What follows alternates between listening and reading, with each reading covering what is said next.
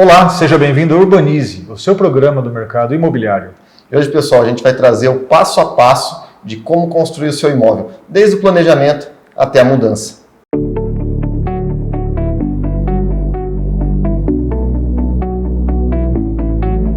Toda decisão importante começa de um bom planejamento. E o planejamento envolve diversos fatores, desde a escolha do terreno até o tipo de casa que você quer construir. Topografia, questão se é face sol, face sombra, se você deseja colocar uma piscina ou não. Tudo isso é muito importante na concepção inicial para que depois você tenha o sol diário na piscina, né? Por exemplo. Exatamente. E nisso, a família é muito importante. O que você pretende com o seu imóvel? Vocês são acostumados a receberem muitas pessoas na sua casa? A família é grande? Você pretende utilizar um home office, por exemplo? Tudo isso tem que ser levado em conta na hora de se fazer um projeto. Se vai ser no condomínio fechado, no loteamento aberto, é fundamental você entender o que você precisa, a sua realidade e aplicar o projeto no terreno escolhido. Exatamente, Lucas. Então, o primeiro passo é essa organização familiar, definição de orçamento e escolha do terreno. Uma vez que escolheu a região que você pretende morar, é importante entender o zoneamento. Qual é o percentual que você pode construir? Porque às vezes o sonho da sua casa, se for uma casa térrea, por exemplo, talvez não caiba no terreno que você está escolhendo, às vezes por causa do percentual de construção. Então é muito importante, Gabriel, a hora de escolher a região, escolher o bairro, entender se o seu projeto cabe no terreno. E no caso de condomínios fechados, ainda existem as normas construtivas aprovadas pela legislação do condomínio. Após a escolha do terreno e a localização onde vai ser construída a sua casa, é necessária a contratação de um arquiteto, um engenheiro, um profissional que vai colocar no papel todas as ideias da família.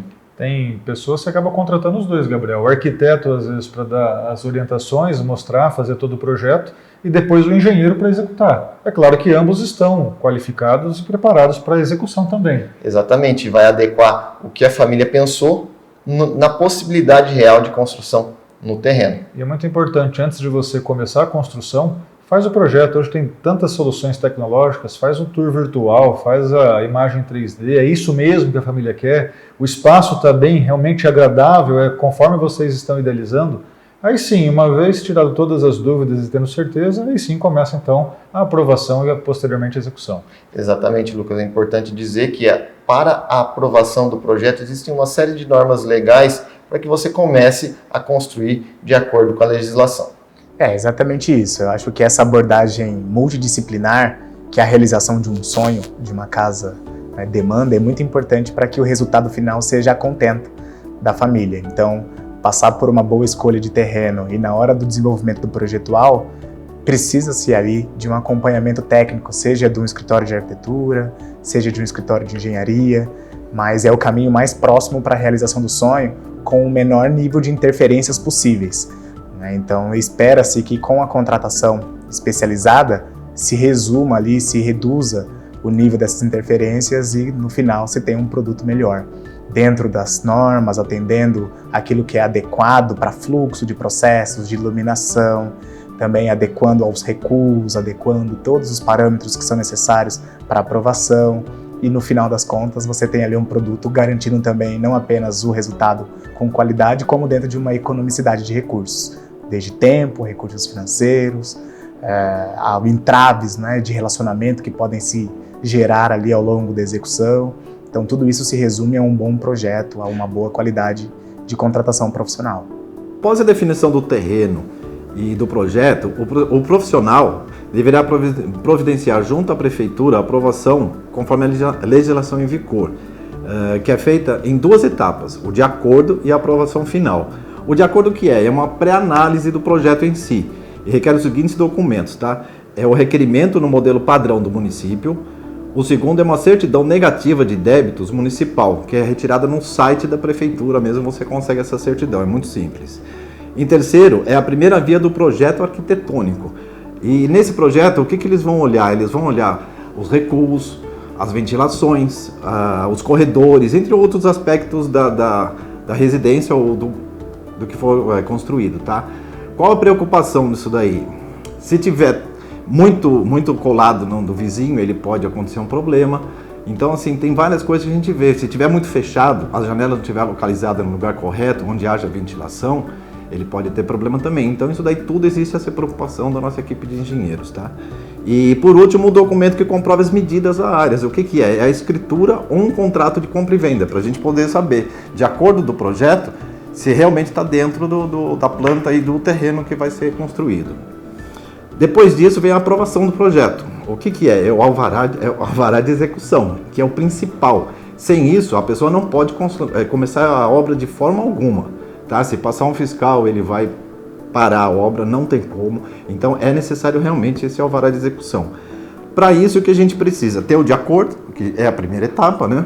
Depois 3 vias do projeto arquitetônico, tá? E a RT, que é do responsável técnico, alguém que vai responsabilizar pela obra.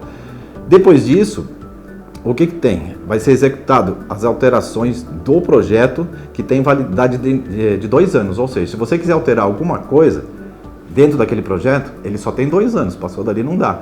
Por que eu estou te explicando isso? Porque assim, tem gente que vem, faz o projeto, ou entra só com o de acordo e para, aí fica, não, vou segurar, não sei o quê. Então, esse de acordo, ele tem 1 ano para validar. Não validou, ele vai ter que fazer tudo de novo, entendeu? Terminou de acordo, ele não entrou com a aprovação do projeto para requerer o alvará, são 2 anos. Se ele passar 2 anos e falar, daqui a 2 anos e 2 meses, ele fala, agora eu vou construir aquele projeto lá atrás. Não, vai ter que fazer novamente. Vai ter que ser analisado novamente tudo isso, tá? E muito importante, junto com esse alvará de execução, ele vai receber também um carnê, que é o ISS da construção. Isso aí também é medido de acordo com uma tabela da prefeitura, que aí vai ser os valores que ele vai pagar para poder fazer essa construção. Se ele não pagar também, pode ser também parada essa obra, tá? E ao final da construção, o proprietário tem que vir aqui e requerer o habite-se. O que é o habite-se? É para ele fazer a averbação da construção na matrícula, que é a matrícula do imóvel, né? Junto ao cartório de registro. Então, sem isso também, ele tem que terminar para poder requerer no cartório isso daí. Que é onde é que eles vão colocar quanto vale ali, o que foi feito, se realmente está tudo em ordem. E o principal aqui para Prudente, né?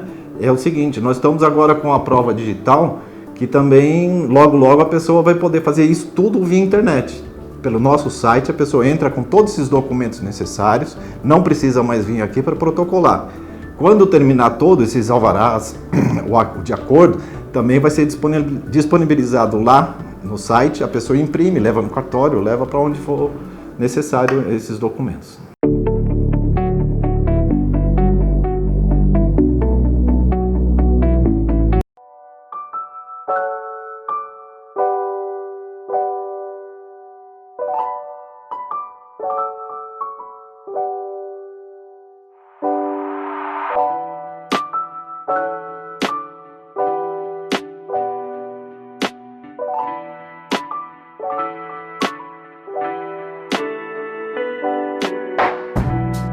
Hatimitsu, Ateliê de Delícias. Breve em Presidente Prudente.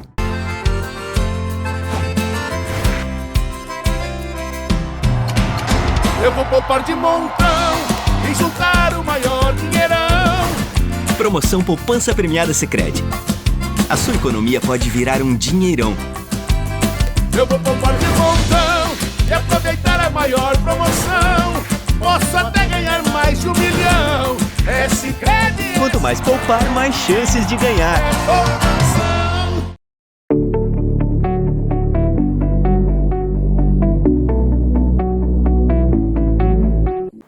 A família sonhou, o projeto foi colocado no papel e as obras foram aprovadas. Como iniciar de fato a construção, Lucas? A primeira coisa de se pensar precisa fazer terraplanagem, fazer o canteiro de obra? É importante pensar até onde vai ficar o quartinho, por exemplo, para guardar os materiais. Se vai ter que movimentar ou não ao longo da obra. Pensar na fundação, contratar especialistas para ver em questão de umidade. É muito importante, Gabriel. A gente vê muitas casas maravilhosas com infiltrações. Então, contrate um técnico para acompanhar e te orientar. E depois é só ir sonhando ao longo da obra, né? Pensando nos móveis, pensando nos acabamentos, pensando nas flores, no paisagismo, enfim.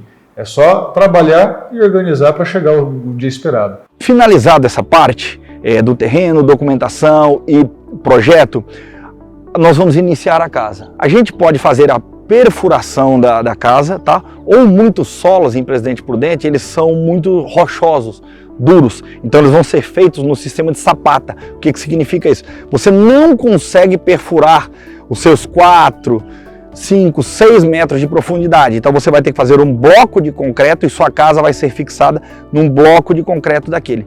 Daí a importância que a gente fala de você ter todo um cálculo estrutural, porque nem todo solo é igual. Tá joia?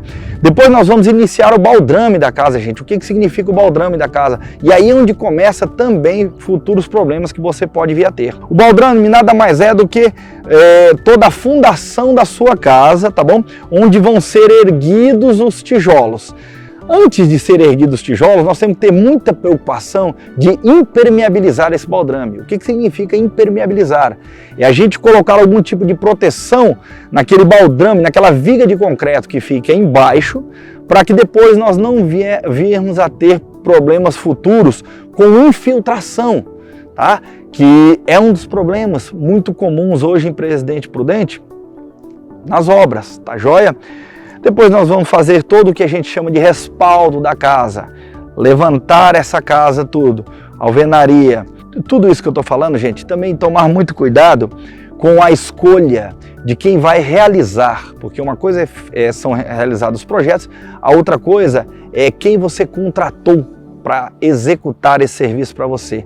É outra coisa que eu friso muito, tomar cuidado, muitas vezes o barato não é o que vai te entregar o melhor produto, às vezes acaba saindo caro. Então procure, pesquise sobre aquele construtor, pesquise sobre aquela empresa, tá? Sempre procure estar bem embasado a troco de informações que você tirou, seja da pessoa, seja da empresa, para a realização dessa sua casa. A gente levantando toda a parte da alvenaria, nós vamos partir para a laje da casa. Essa laje também é uma parte muito importante. Você vai ter que prestar atenção se ela vai estar muito bem montada.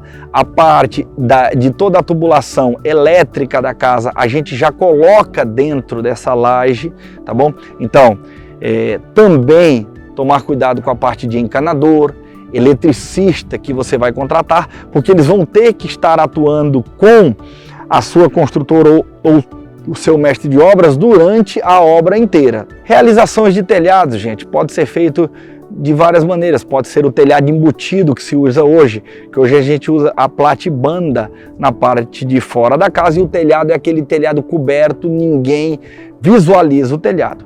E o telhado aparente, que são feitos com as telhas, que era mais usado antigamente, mas que ainda se usa muito e que é de uma aparência muito boa, tem uma visão muito bela, o telhado aparente, tá bom? Que também é feito de outra maneira, com madeiramento mais reforçado. Então sempre estar prestando atenção nisso, gente.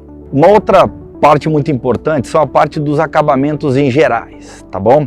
Então, por exemplo, iluminação, juntamente com o início e o processo de andamento da obra, ir atrás da escolha de iluminação da sua casa, já ver no projeto inicial onde você quer os pontos de iluminação hidráulica.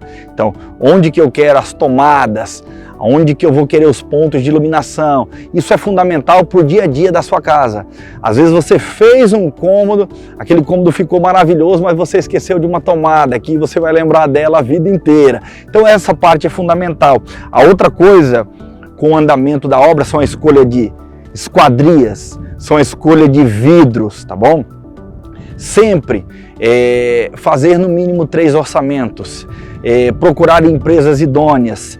Outra parte também do acabamento de louças e metais, mesma coisa, gente, pelo menos está escolhendo 3 orçamentos, corram atrás. No final isso faz uma diferença muito grande e vocês vão ver que esse final, essa economia que vocês fazem correndo atrás de estar procurando orçamentos, te dá comodidade de depois de você realizar justamente a decoração da sua casa. Então tomar bastante cuidado em escolha de empresas e custo de orçamento da sua obra. Construção é uma coisa eu particularmente adoro, convivo com ela semanalmente, tem os seus desafios Todo dia a gente tem um desafio novo na construção civil, só que se você tem vontade de realizar esse sonho da construção civil, peguem pessoas qualificadas que te orientem muito bem, que você vai conseguir executar o seu projeto com a casa e a realização do seu sonho. Após a obra finalizada, é hora de se pensar na regularização do imóvel. Como é que se define o momento exato que uma obra acabou? Quando que a construção de um prédio ou de uma casa pode ser declarada finalizada e, portanto, será habitada? Essas perguntas são muito importantes para quem investe em imóveis. Se você perguntar para um operador do mercado imobiliário, terá várias respostas possíveis e até curiosas. Alguns podem dizer que a obra nunca termina. Sempre tem um ajuste a ser feito, uma atualização, uma repaginada. Outros vão falar que só acontece com a entrega das chaves ao proprietário e a finalização do pagamento. Já para a prefeitura, a obra só termina com a emissão do habite-se ou certificado de conclusão de obras. Essas respostas são todas válidas, porém é sobre essa última que nós vamos falar hoje. O habite-se visa atestar que a edificação foi construída ou reformada de acordo com as exigências legais e está pronta para ser habitada. É uma garantia de que a construção seguiu corretamente o projeto e está de acordo com a legislação referente ao Código de Obras, Código Sanitário, Lei de Uso e Ocupação do Solo, zoneamento. Refere-se diretamente à segurança dos futuros moradores. Essa fiscalização ou aprovação pública pela prefeitura evita problemas como a de espertinhos que aprovam 50 metros, mas acabam construindo 100 metros quadrados. Também evita que alguns indivíduos, por exemplo, aprovam um projeto com um engenheiro que é seu colega, que não faz nenhuma visita e acaba que os pedreiros constroem obras completamente insalubres, com falta de janelas que garantam um mínimo de insolação, de ventilação. Então, nesse sentido, Reginaldo, como que funciona o procedimento para regularizar uma construção aqui em Presidente Prudente? Bastante simples, Bruna. Como você disse, depois que a prefeitura expede o habite-se, né? Então, habite-se significa que o imóvel está em condições de ser habitado. Então, o proprietário, né, ou o profissional, que pode ser o arquiteto ou o engenheiro, ele, de posse desse habite-se, ele precisa providenciar junto à Receita Federal o recolhimento das contribuições previdenciárias referente à mão de obra assalariada da edificação. Ou seja, no curso da obra teve funcionários registrados e esses funcionários, obviamente, o proprietário tem que recolher as contribuições em favor do fisco. Se ele fez todo o recolhimento no decorrer da obra, então basta que ele procure a Receita Federal. A Receita Federal vai verificar o montante recolhido. Se ele foi total, já expede a certidão negativa de débitos. Caso esse recolhimento tenha sido parcial, então a Receita vai expedir uma guia complementar para que seja feito o pagamento. Depois de quitado as contribuições junto ao fisco, a Receita expede esse documento que chama Certidão Negativa de Débitos. Muitos conhecem como CND do INSS, né? Antigamente essas contribuições eram administradas pelo INSS, mas já são administradas pela Receita Federal. Então o proprietário de posse do habite-se, de posse também dessa CND, ele tem que, inclusive, juntar a certidão negativa de débitos da prefeitura. Com esses documentos, ele leva até o cartório de registro de imóveis, o cartório onde está registrada a propriedade dele, e lá chegando ele vai firmar um requerimento. Nesse requerimento, ele vai pedir ao registrador que se proceda na matrícula do imóvel dele a averbação da construção.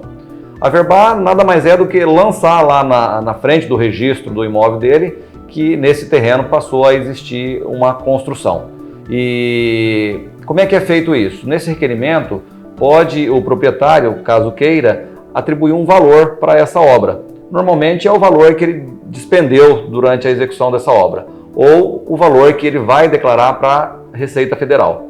Então, nesse requerimento, ele conseguindo esse valor, o cartório procede o ato de averbação, vai constar na averbação qual foi o valor estimado pela obra, e terminado esse ato de averbação, ele está com a propriedade dele regularizada perante o registro de imóveis, portanto vai estar averbada na matrícula da propriedade dele.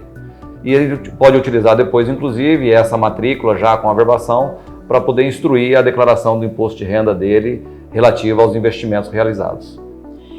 Então, pessoal, ocupar um imóvel sem o habite é uma situação irregular e pode gerar uma multa para o proprietário. A falta do habite impede, como o Reginaldo disse, a averbação na matrícula da construção da obra. E neste caso, acaba gerando uma desvalorização do imóvel, porque a transmissão no registro de imóveis só poderá ser feita do terreno.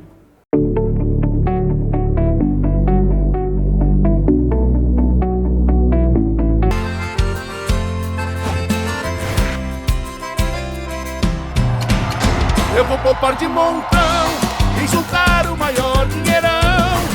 Promoção Poupança Premiada Sicredi. A sua economia pode virar um dinheirão. Eu vou poupar de montão e aproveitar a maior promoção. Posso até ganhar mais de 1 milhão. É Sicredi. Quanto mais poupar, mais chances de ganhar.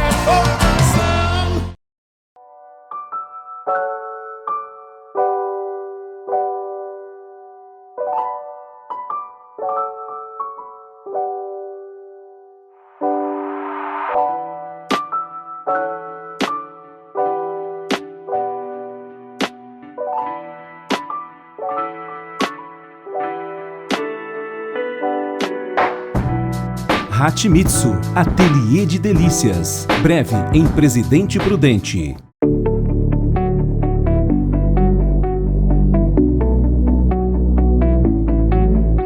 Construção pronta, obra regularizada, está chegando a hora do grande dia, que é a mudança.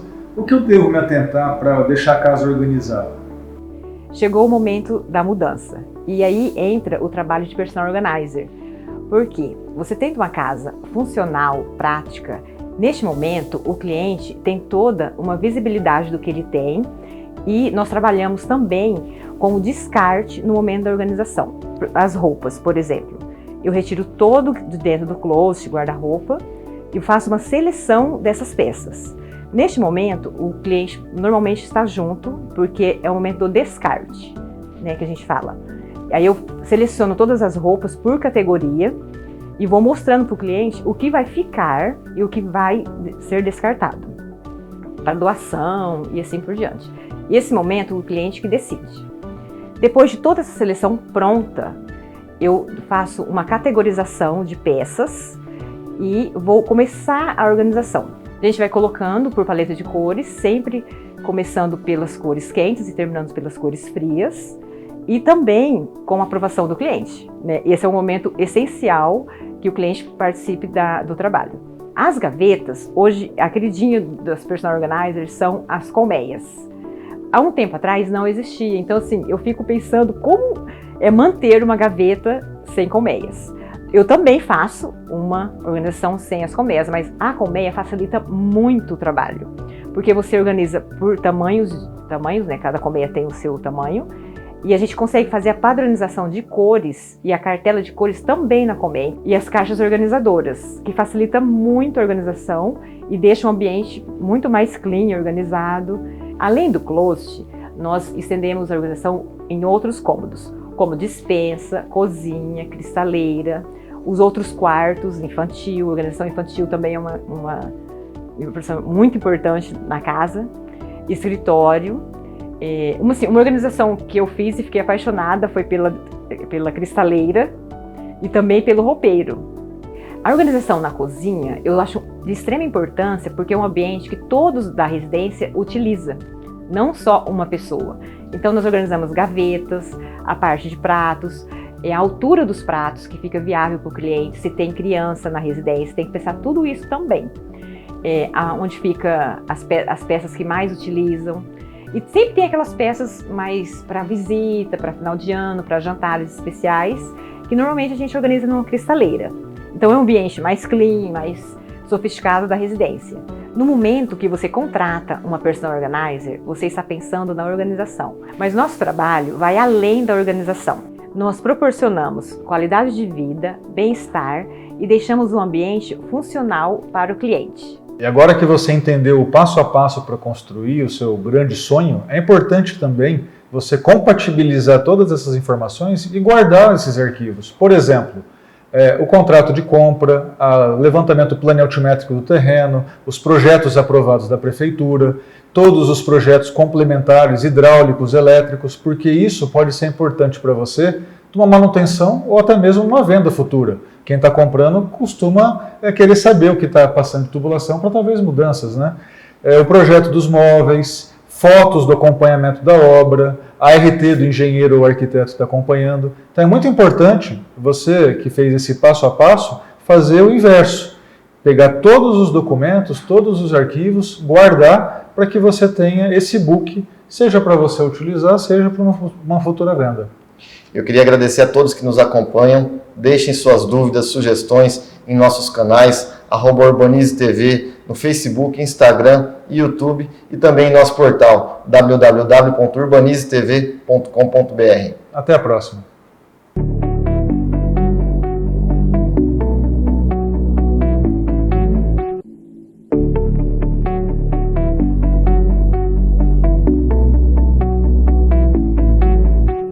E no nosso próximo programa a gente vai tratar sobre bairros planejados. O que é um bairro planejado? Qual é a diferença do bairro e do empreendimento? Sábado, 11 horas, na Band.